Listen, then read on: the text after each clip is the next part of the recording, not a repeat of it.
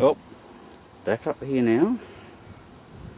The bees have stopped coming out the second entrance. There's none under the shade cloth that I can see, so that means I can tension down that shade cloth no problems.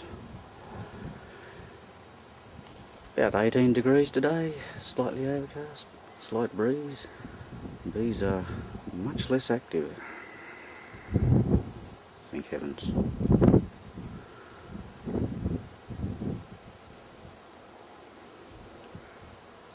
Well, there she be, all wrapped up, ready to go.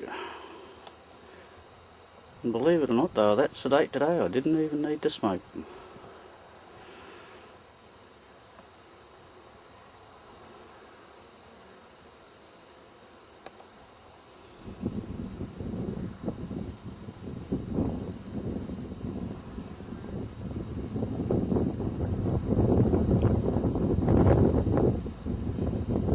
Still lots of bees coming back with packed pollen sacs.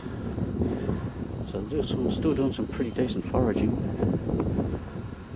Might even leave it here another couple of weeks. I don't know, make my mind up later.